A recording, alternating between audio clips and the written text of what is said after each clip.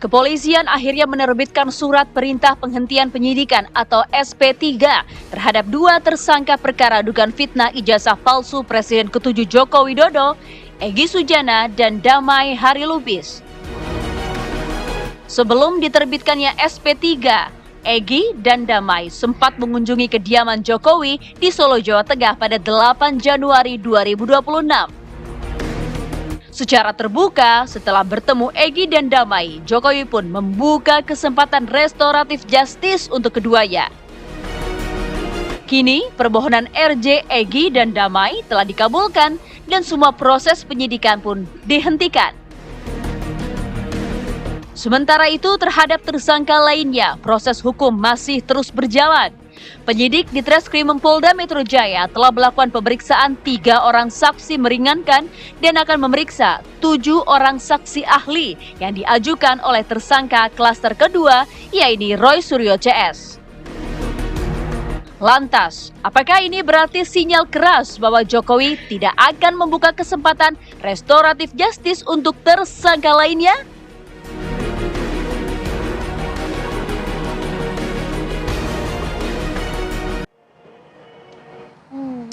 Ini dia, setelah SP3 sudah keluar begitu ya, ini banyak pertanyaan juga di publik sebenarnya. Apakah memang SP3 ini hanya diberikan kepada 2 tersangka tersebut, yang lainnya nasibnya seperti apa? Dan di sisi lainnya, orang-orang juga bertanya, apakah Roy Suryo CS juga mau bertemu dengan Pak Jokowi dan berminta maaf begitu, sehingga SP3-nya bisa keluar dan restoratif justice-nya bisa terjadi di sana. Nah itu dia, tapi juga secara hukum kan juga seperti apa? Karena kan harus ada syarat formil, syarat material, melihat juga pasal-pasal yang akan disangkakan. Kan? Tapi kalau secara komunikasi, melihat gerak-gerik Pak Jokowi nih sejauh ini, apakah juga kemudian akan terbuka peluang RJ begitu ya bagi tersangka klaster kedua? Kami coba akan bahas hari ini ya. Iya, biasanya mendekati Ramadan atau Lebaran nanti pintu maaf terbuka biasanya begitu. Tapi kita akan bahas bersama dengan narasumber yang sudah hadir dan juga bergabung bersama kami melalui sambungan Zoom begitu ya. Bersama kami hadir di studio ada Pak Ismar Syafruddin, kuasa hukum dari Roy Suryo CS. Assalamualaikum, selamat pagi. Bergabung juga bersama kami Heri Satrio, pakar komunikasi. Halo Bang Isa. Apa kabar? Ini senyumnya beda ya. Bersama kami bergabung melalui sambungan Zoom ada Yaakob Hasibuan, kuasa hukum Joko Widodo. Ya, selamat pagi Mas Yaakob. Pagi Mas Reza, pagi Mbak Maria, pagi. Ya, terima kasih sudah bergabung. Saya langsung mau ke Pak Ismar. Kalau begitu Pak Ismar, sejauh ini kan proses penyelidikan kan sudah masih terus berlanjut kan? Pemeriksaan saksi yang meringankan. Ahli juga. Kemudian juga 3 tersangka di klaster pertama kan juga besok Kamis kan juga akan menjalani proses penyelidikan nih. Artinya memang tidak akan ada lagi yang bertambah untuk menempuh jalur RJ ini. Jadi kalau masalah RJ ya yang kemarin terjadi ya antara Pak Egy Sujana dengan DHL. Kalau saya lihat itu tidak sesuai dengan prosedural. Ya, tapi kami menghargai apa yang dilakukan oleh. Sudah keluar. Iya, betul. Tapi dari segi aturan hukum yang baru ini ya, KUHP yang baru tentang RJ, itu kan harus ada penetapan dari pengadilan. Karena itu kan ada prosesnya. Termasuk juga dalam hal ini prosedurnya, pada saat itu saya lihat ya, apa yang disampaikan oleh Pak Egy dan DHL ke kami, itu kan tidak ada perdamaian. Jadi saya malah akhirnya dengan teman-teman lain dari PH Mutiva CS itu jelas ada kecenderungan bahwa kita melihat ini positif apa negatif. Kita masih mempertimbangkan masalah itu. Artinya maksudnya? Jadi gini, kalau kita lihat itu di sini ada semacam bahwa pihak kepolisian malah sebenarnya dan pihak Pak Jokowi kayaknya menyadari gitu loh secara hukum bahwa memang ada kesalahan prosedural dalam hal ini. Ya, dalam hal bahwa mereka ditetapkan sebagai tersangka. Contoh, Pak Egy sama DHL. Kita kan sebagai orang hukum itu kan melihat fakta, bukan cerita. Mereka menyampaikan bahwa kami datang ke sana hanya menyampaikan tentang pertama menasihati, kedua adalah menyampaikan kedudukan hukumnya bahwa dia tidak layak untuk jadi tersangka. Iya kan? Termasuk DHL, surat ke kami itu yang tanggal 10 itu surat ke Polda dan saya disampaikan juga saya pelajari. Di situ adalah menyampaikan bahwa dia tidak layak untuk jadi tersangka, bukannya bahwa itu saya minta maaf yang sebagaimana seharusnya dalam sebuah RJ ya. Jadi sangat layak sebenarnya ini bukan RJ kalau pendapat saya, tetapi adalah penghentian penyidikan biasa karena mungkin tidak terdapat bukti-bukti. Contoh si DHL juga sebenarnya bukan terlapor dari Pak Jokowi. Ya tidak termasuk sama dengan Rustam, kan itu bukan tidak masuk sebagai terlapor. Terlapor itu kan cuma ada 5 orang ya. Jadi kalau saya ini secara sebagai praktisi hukum melihat dari segi itu bahwa kayaknya mungkin hanya menjaga citra atau seperti apa baik pihak kepolisian sebagai penyidik maupun Pak Jokowi sebagai pelapor ya dalam hal ini ya tanda kutip karena kita lihat semua itu persyaratan itu pengajuannya kan harusnya kan ada perdamaian, ada hitam di atas putih, ya kan?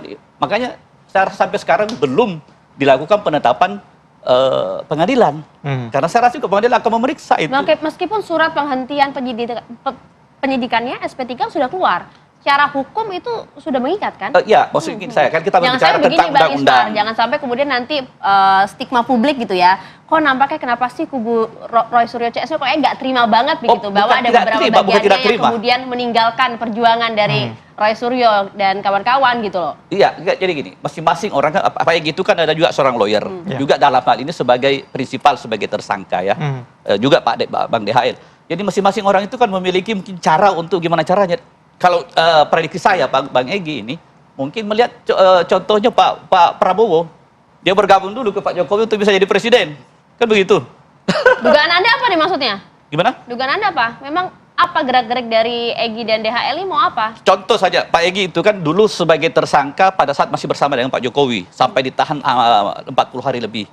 Sampai sekarang belum keluar SP3-nya malah itu. Ya, karena makanya mungkin ya, ini dari saya ya, dan juga beberapa teman. Itu berprediksi bahwa, wah ini kayaknya Bang Egy ini melakukan juga apa yang dilakukan oleh Pak Prabowo sehingga mungkin dengan cara-cara seperti itu menghadap ke Pak Jokowi sehingga SP3-nya bisa keluar gitu loh. Dan ternyata dia berhasil gitu ya. Karena apa? Itu kembali lagi tadi prosedural tentang RJ itu tidak sesuai dengan aturan yang ada. Baik. Kita langsung konfirmasi ya, Mas Yakub.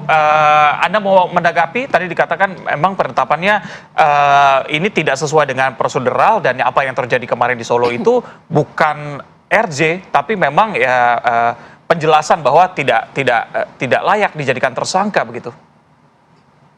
Ya, thank you Mas. Pertama saya harus meluruskan dulu bahwa memang sudah terjadi pertemuan di mana sudah ada perdamaian di situ. Silaturahmi semua berjalan dengan baik, semua juga diskusinya berjalan dengan lancar, dan sudah ada permohonan RJ yang diawali tentunya oleh pihak Bang Egy dan juga Bang DHL. Kemudian dari pihak kami, Pak Jokowi juga meresponi dengan baik. Kami juga mengatakan bahwa kami memohon agar RJ juga dipertimbangkan oleh para penyidik karena sudah terjadi perdamaian. Nah, sekarang mengenai kalau sekarang ada beberapa pihak yang mengatakan tidak ada maaf dan sebagainya, itu kan hal kebatinan pribadi masing-masing sekarang. Yang jelas bahwa dari awal ada pertemuan itu, semua masyarakat sudah melihat ada pertemuan itu, dan kemudian kedua belah pihak mengakui ada pertemuan itu berjalan dengan baik dan sebagainya. Jadi saya lihat itu tidak perlu diperdebatkan lagi, bahwa memang sudah terjadi perdamaian dan sudah ada permohonan RJ tertulis loh dari masing-masing pihak juga.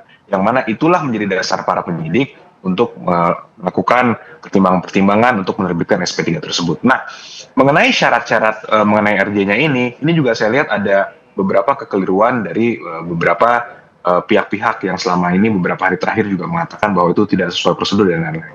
Mungkin perlu saya sampaikan juga di KUHP yang baru juga di pasal 361 itu ada ketentuan peralihan, di mana disebutkan bahwa seluruh tindak pidana yang sedang dalam proses penyidikan atau penuntutan itu pada saat undang-undang itu berlaku, yaitu KUHP baru berlaku, masih menggunakan KUHP yang lama atau peraturan perundang-undangan yang lama. Jadi itu perlu dipahami juga. Jadi kalau menggunakan KUHP yang lama atau peraturan perundang-undangan yang lama itu masih menggunakan Perpol 8 2021. Itu dasar adanya RJ. Jadi kalau ada narasi ini tindak pidana di atas 5 tahun, kemudian hal-hal lain, itu tidak sesuai dengan Perpol 8 2021. Di Perpol tersebut tidak ada pembatasan mengenai itu. Di Perpol tersebut juga hanya ada pembatasan mengenai contoh-contoh tindak pidana apa saja yang boleh. Contohnya itu bukan merupakan tindak pidana terorisme, bukan merupakan tindak pidana keamanan negara dan sebagainya.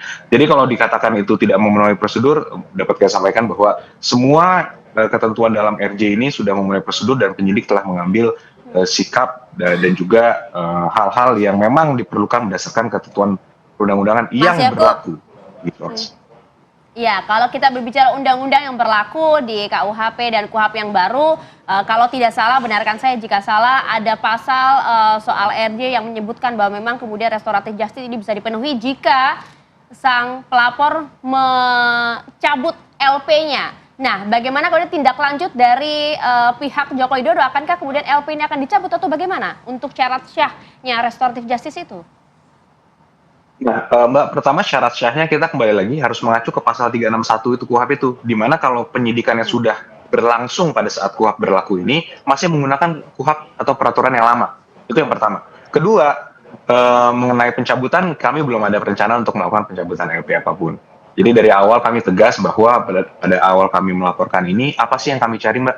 Yang kami cari adalah kepastian hukum dan juga keadilan untuk Pak Jokowi. Sehingga kami tetap menginginkan adanya suatu putusan pengadilan yang nanti akan memutuskan mengenai status ijazah ini. Karena kalau tidak seperti itu, tidak akan selesai ini perkara. Ya. Oke, Bang Ismar, gimana mau menanggapi? Tadi sudah dikatakan prosedurnya sudah jelas, sudah berjalan semuanya. Iya, itu kan pendapat beliau ya. Kalau dari kacamata hukum kami bahwa prosedural itu banyak yang tidak terpenuhi, termasuk masalah penetapan pengadilan itu kan 7 hari setelahnya. Itu kan harus ada penetapan Masih pengadilan. menunggu kok beliau juga? Gimana? Masih menunggu juga Bang Yaakub dan kawan-kawan? Ya kan itu 7 hari setelah ini kan tanggal 15, sekarang tanggal 20 ya. 5 hari. Itu pun juga saya rasa pertimbangan itu juga kan hakim akan melihat gitu lah. Tapi kita terlepas dari itu, kita dari kuasa hukum yang lainnya, kan saya juga kuasa hukumnya Bang Egy juga. Oh iya. Saya hampir semua, karena saya juga di TPUA, yang dipecat beliau. Ya, jadi pada dasarnya kita menghargai secara pribadi bagaimana beliau mendatangi ke sana. Cuma satu poin yang harus kita pegang adalah penyampaian beliau dengan Pak Dehel kepada kami itu adalah kami datang ke sana tidak minta maaf. Pertama itu semua sudah viral. Kemudian datang ke sana adalah memang hanya menyampaikan bahwa kedudukan hukumnya itu begini-begini gitu loh. Ya sebagai lawyer tidak layak untuk dijadikan tersangka. Nah, seharusnya kita minta untuk dalam hal ini pihak kepolisian harusnya ya itu mengambil langkah-langkah untuk menyamakan persamaan hak di atas hukum ya atas semua pihak. Semua pihak harusnya itu dilakukan saja. SP3 penghentian penyidikan karena memang tidak layak. Semuanya termasuk klaster kedua restoratif CS. Semua itu harusnya gitu loh. Karena apa? Sangat jelas bahwa apa yang dilakukan oleh mereka itu sudah sesuai aturan hukum ya. Tidak memenuhi dengan seluruh pasal-pasal yang dituduhkan kepada mereka. Oke, tapi untuk Egy dan juga Damel Lubis ini kan konteksnya adalah restoratif justice. Artinya kalau Anda ingin meminta penghentian penyidikan bagi restoratif CS di klaster kedua, apakah Anda juga akan menempuh jalur RJ? Sesaat lagi dijawabnya. Kami jeda dulu.